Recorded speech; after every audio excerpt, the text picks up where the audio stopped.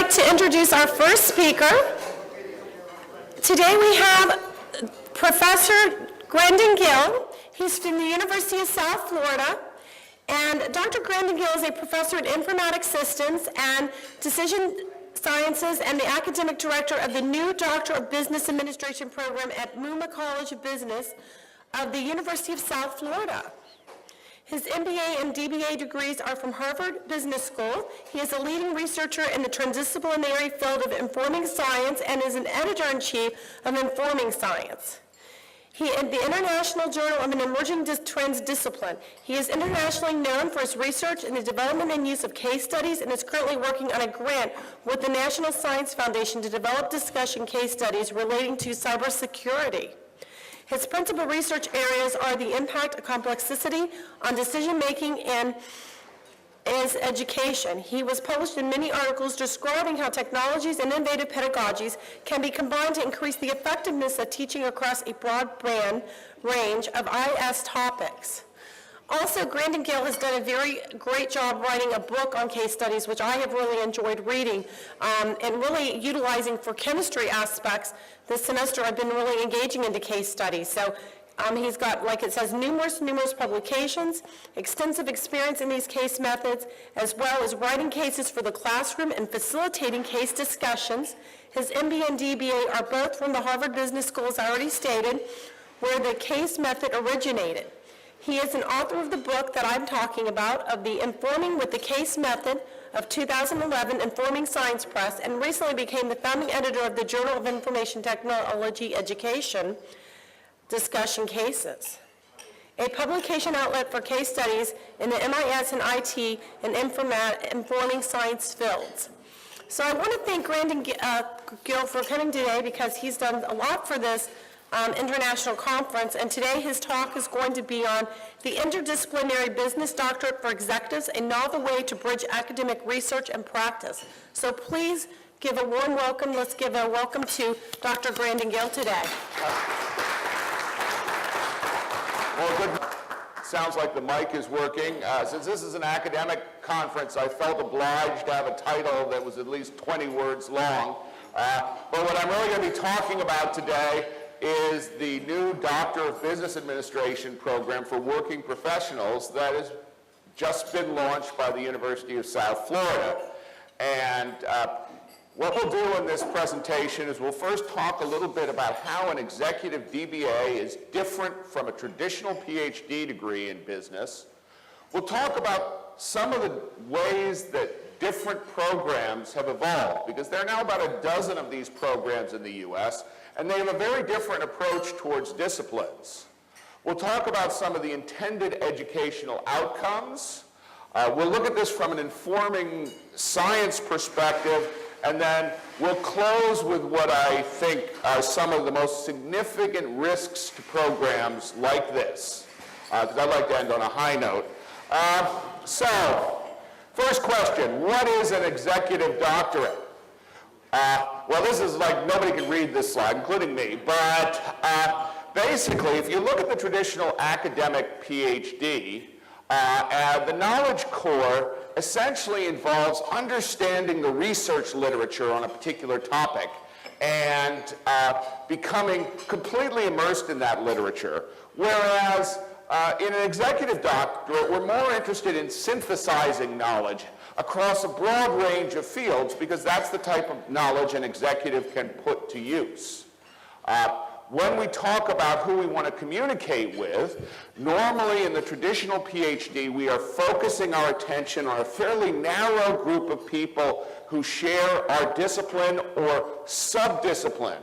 And this is very important, because the true proof of success coming out of a PhD program tends to be the ability to produce these targeted papers that end up in top-tier journals. If you can do that, almost nothing else matters in academic business. Now, when we talk about the executive doctorate, on the other hand, the idea is you are going to have to communicate the results of any research you do to a very broad group of people. It might include employees, subordinates, superiors, customers, suppliers, as well as academics.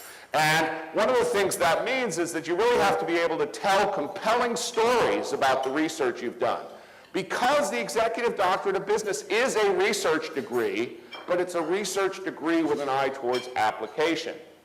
If we look at the type of research problems that we do in an academic business PhD, the idea is you want to find problems in a world that don't change too fast, because it takes 3 years to get them published.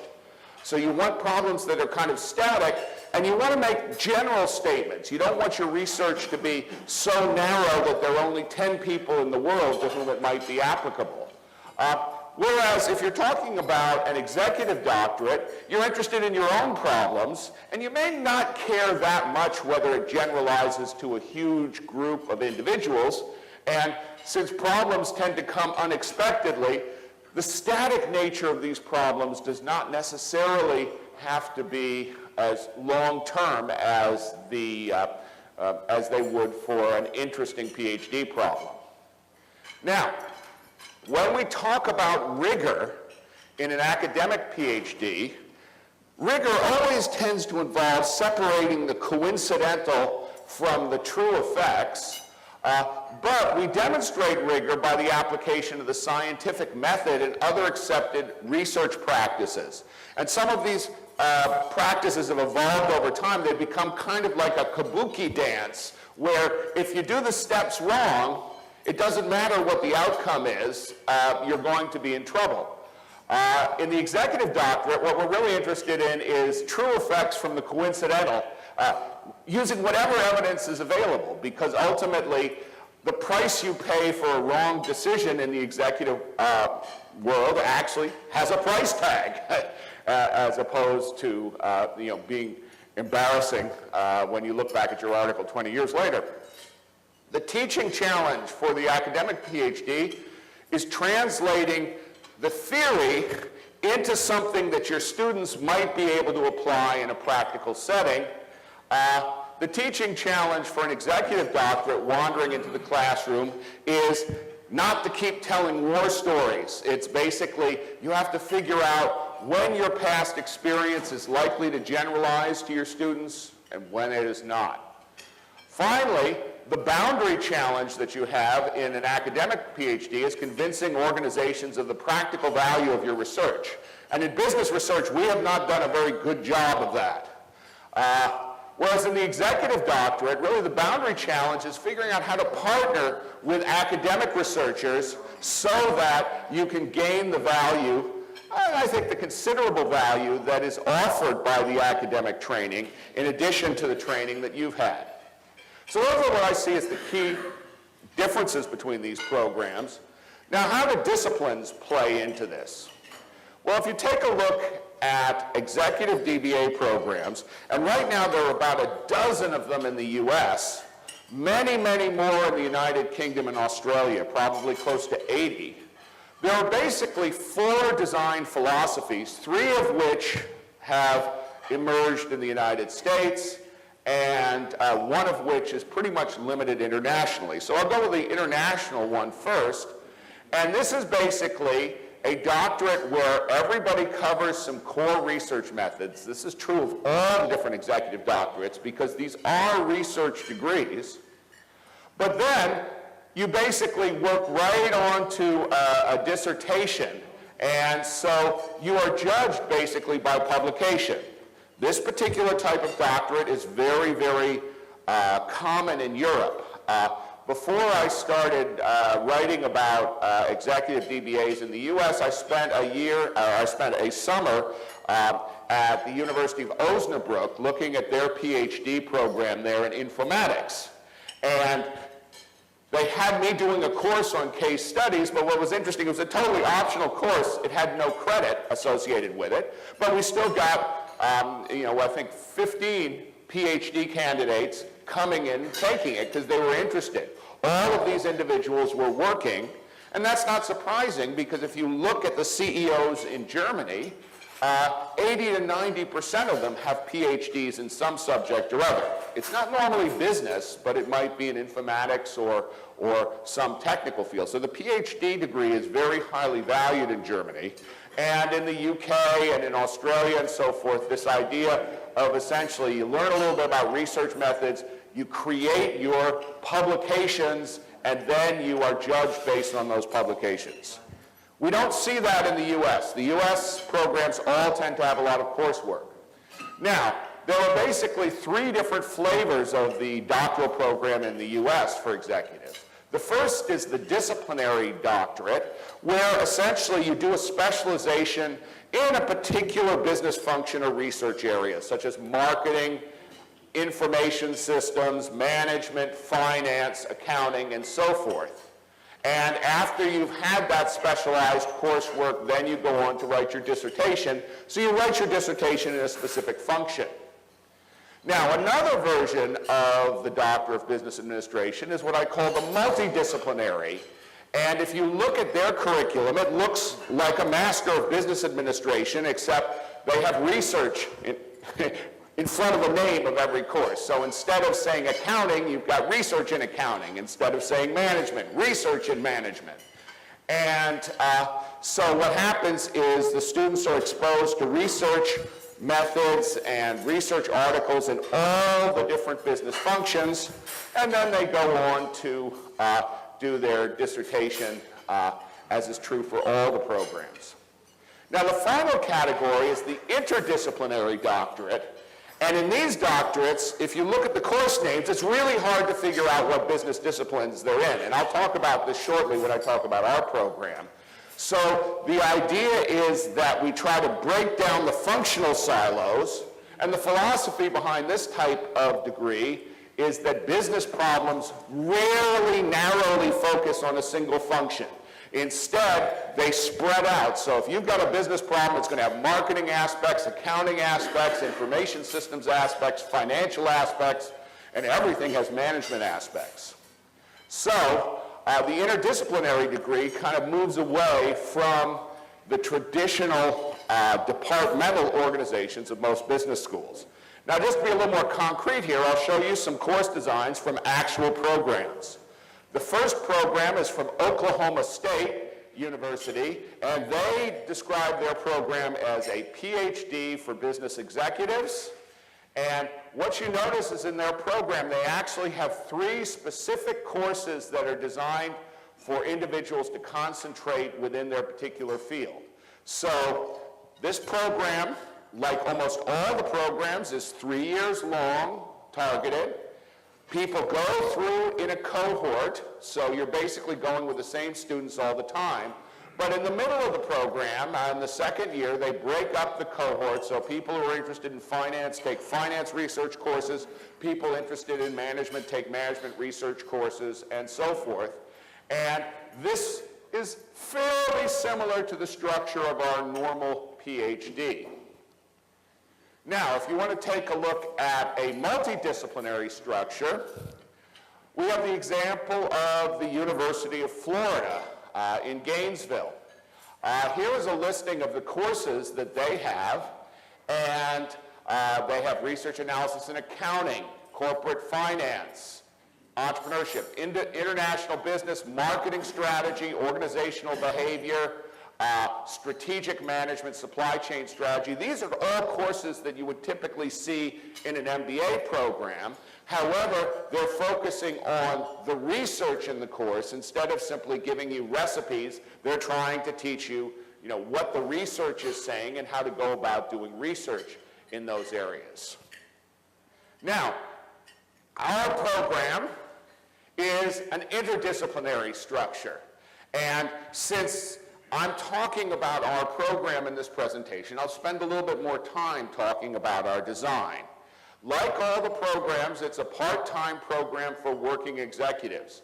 And the third presentation this breakfast is actually going to be from our program director, Matt Malarkey, who is briefly going to go over the demographics of our program and then is going to introduce some of the students who have agreed to come up and talk a little bit about why they joined the program and also answer any questions that any of you might have. But if you take a look at our program, first off, you have these things in sort of an off-white, the core research courses. We have 5 of these courses, And basically research and writing, research methods, linear statistical models, multivariate statistics, and qualitative research. The idea is to acquaint our students with different research methods, because let me emphasize once again that all of these doctoral courses are not advanced MBAs, they're programs that are designed to teach executives research methods. Now, the next category of courses, which I did in green, basically are intended to highlight the strategic focus of our business school. You can't be good at everything, so we wanted to introduce a whole bunch of courses related to where we think we have a competitive advantage against other business schools. So right now we have just established a Center for Creativity and Analytics, or maybe it's Analytics and Creativity, I can't remember what the specific title is, that emphasizes the strategic thrust that the faculty decided on over the last couple of years. So as a result, we have a course in creativity and innovation, we have a course in business analytics, sustainability and ethics has been a big part of our program for a long time, as have business strategy. So these are courses where we basically are designed to highlight what we think we are good at. And you'll notice not one of them can be pigeonholed to a specific discipline. And that is true of all the courses in the program. As the academic program director, I get considerable say in terms of what courses go into the program. And I have made it a blanket policy that we will not allow any course with management, accounting, finance, marketing, or information systems in its name. Because as soon as we start to do that, the silos will start to appear within our program. So the idea is keep everybody confused. Now, an interesting thing about our program is we have these 3 courses that are intended to lead to student publications. We call these our publication courses. Now, what's interesting and somewhat paradoxical about this is that we make publication a second priority in our program as opposed to actual problem solving, because we want to produce graduates who can actually solve problems as opposed to graduates who are incredibly focused on publishing in a fairly narrow realm of disciplines. However, we are strong believers that the act of writing up your ideas for publication helps you think clearly, and David Waters has done some presentations specifically related to that, and in my upcoming textbook I quote him extensively about the importance of writing. So in each of these courses, what we do is we allow the students to take on a different type of publication. This course is just beginning in our program. It just began last Saturday, and in that one they're going to write a discussion case. Which is something near and dear to my heart. In the publication course that we have scheduled for this coming fall, we are going to be writing an article or a conference paper. The third publication course, scheduled for a year from now, is going to be kind of a free form. We'll let the student decide what type of publication they want to write. But the idea is we really want to encourage clear thinking, and writing is a great way of doing that. Also, when it comes time for them to do the dissertation at the end, if they've actually submitted some stuff for publication, that's going to be a lot less intimidating. Now, our dissertation has the yellow, basically takes up the last half, the last 40% of the program, and basically the idea here is we have, at the end of their third semester, they do a major exam or a comprehensive exam, which actually involves creating a pre-proposal for the research they want to do. We use that to assemble teams of faculty and match them with teams of students for the dissertation. Now, the students do their dissertation individually, but we want to have this idea of like a mini cohort. So there'll be 4 students assigned to 4 faculty, and each 4 of the 4 students will be doing their own dissertation topic, but they'll be reporting back to each other so that we keep everybody on track and maintain progress. So we basically create a dissertation proposal at the end of the second year, a full proposal that's approved by the committee, and then In the third year, we basically focus on writing the dissertation. And we're agnostic about the form of the dissertation. It might be a book. It might be a traditional dissertation. It might be a project with an associated write-up. There always has to be some write-up associated with it.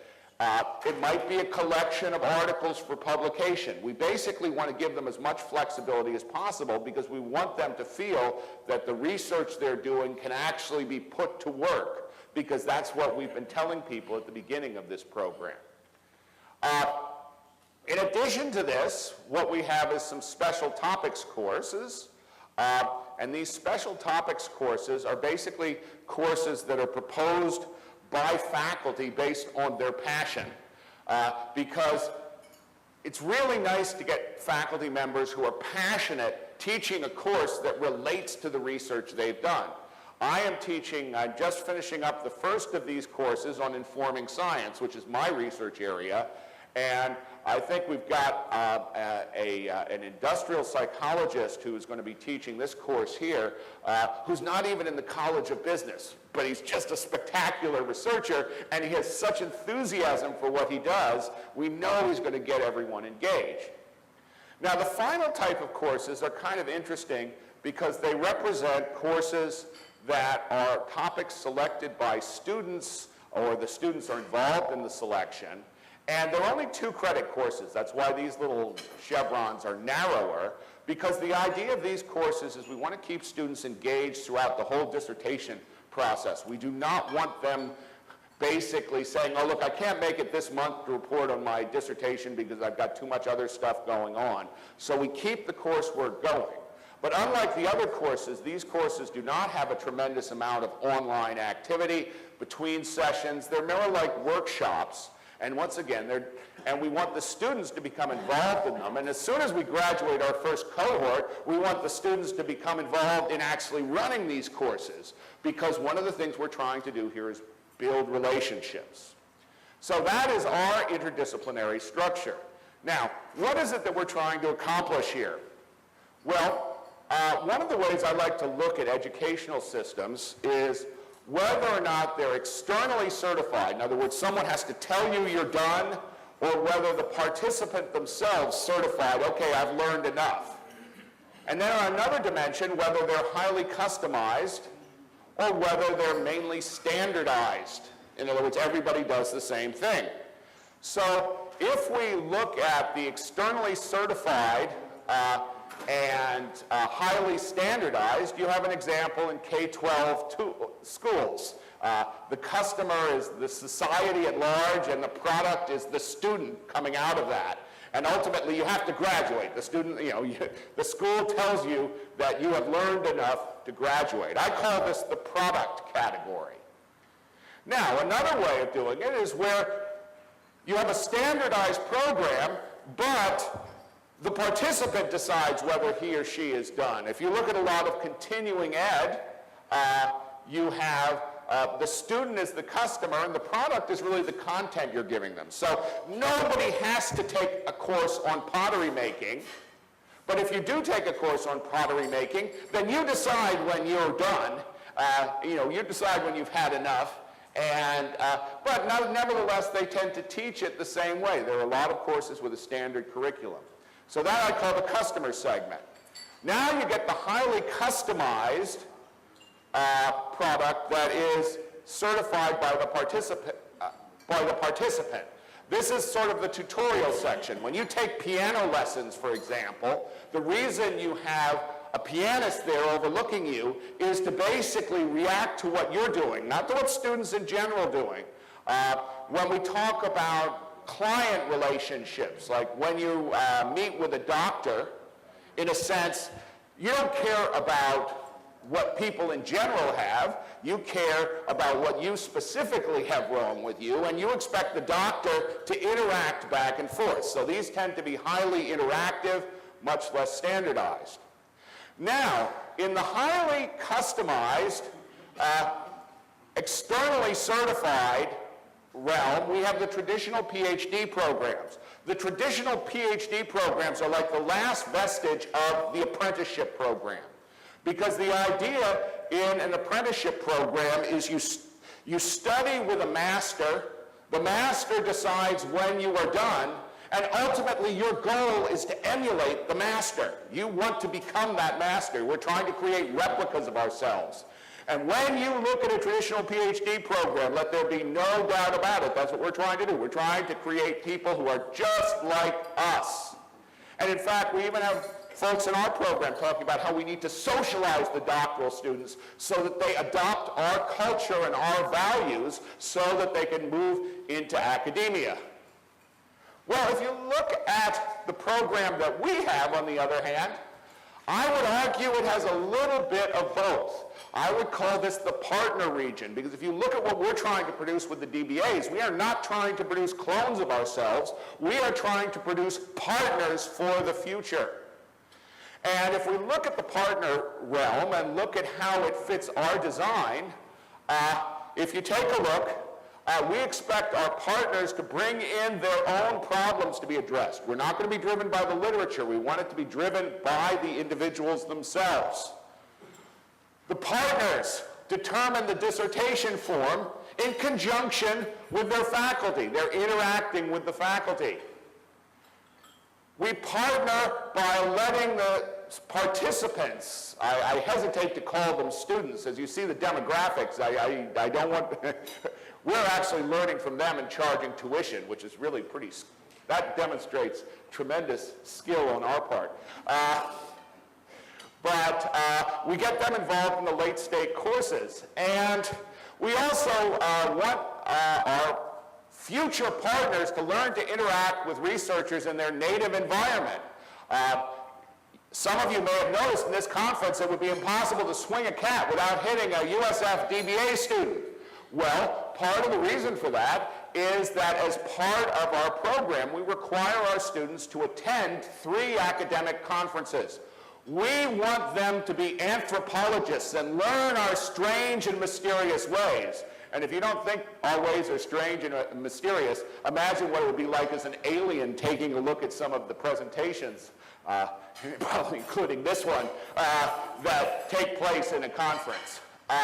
And so this is what has driven our program, and the faculty at USF seems to have gotten it because they voted twice unanimously to go forward with this program. And as far as I know, in the history of these programs, that has never happened, because usually faculty are very worried about devaluing the PhD. But we've made such a clear distinction that they seem comfortable with it.